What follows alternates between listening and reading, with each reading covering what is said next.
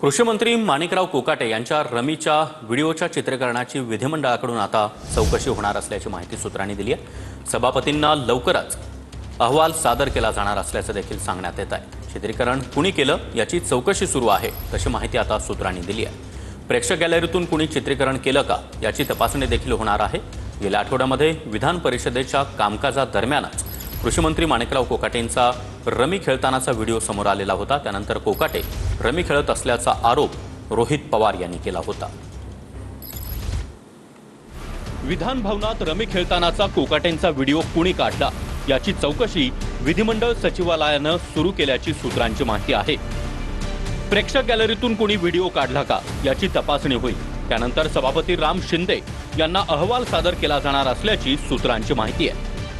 पवारांच्या राष्ट्रवादीचे आमदार रोहित पवार यांनी कोकाटेंचा व्हिडिओ ट्विट केला होता।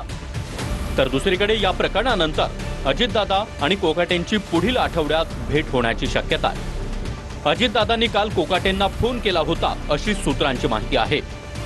अजितदादांनी माणिकराव कोकाटेंना काम सुरू ठेवण्याच्या सूचना दिल्याची देखील माहिती आहे। माणिकराव कोकाटे गुरुवार शुक्रवार धुळे आणि नंदुरबार जिल्ह्याच्या दौऱ्यावर आहेत। पक्षीय कामकाज आणि विविध कार्यक्रमांना कोकाटे उपस्थित राहणार आहेत।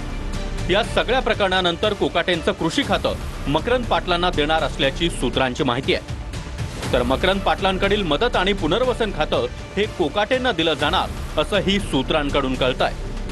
कोकाटेंचं मंत्रिपद न काढता खात्यात बदल करून त्यांना अभय देणार अशी ही चर्चा सुरू झाली आहे।